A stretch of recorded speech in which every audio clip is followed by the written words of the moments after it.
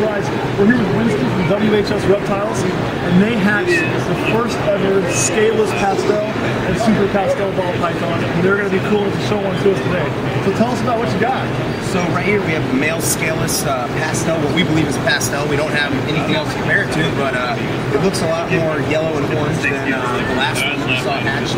And the one, its sister, would definitely appear to be super pastel. So this guy came from our WHS line of scaleless heads. We just proved it out this year, pastel to pastel, and yeah, they're doing pretty phenomenal. The males eating, they've only been out for like a little less than 3 weeks. Males eating once, females eating twice.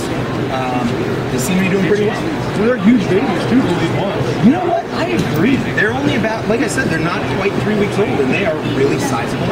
You'd think this thing's eaten 3 or 4 times. I'm just so curious. Yeah, you can touch it. Oh, that feels so cool. Come on, get a close-up. Some people really like. Look, you can see some skin wrinkles right in here as it moves, and it feels completely smooth. It's the craziest thing ever. And they eat well, they shed well, correct? I mean, oh yeah, they've both had healthy sheds. We actually brought a shed with us. It's back there behind the table. But I'm guessing you don't see any scales since it's not. It's probably just like a full. It is. Well, it's a smooth skin and it's incredibly thin. As you can see, there's a couple of little patches stuck to his back, and because it's so paper thin, as soon as it gets dry, it's like it glues itself there. So it's one of those things. My Texas rat snakes and corn snakes do the same thing. So no reason to pick at it. I just leave it. It'll come off with the next shed. So something else I see, I'm really curious about the belly pattern. That belly. See how it's got that line? Can you tell us why that has that full line as opposed to normal ball pythons? So that full line is where they are. So I actually made a post about it on my Facebook page. That's the embryonic fissure.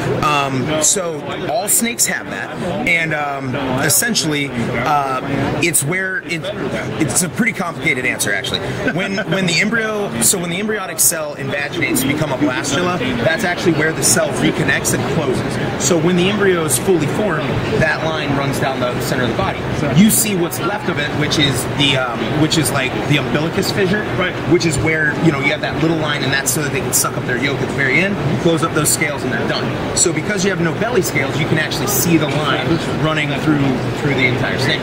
The point is, it's healthy. So when you see that, don't think, oh, something's wrong with it. That's the way they all are. It's just missing this armor. Well, if you look in colubrids, their scales are like bifurcated down the center of their stomach. It's because their scales actually come into development during that portion of embryonic development, whereas pythons, it doesn't happen until very near the end of the development process. That's something I learned today. But that thing is just a brilliant. You guys, thank you very much. Hey, thanks so much for showing it, guys. Make sure and like them on Facebook, follow.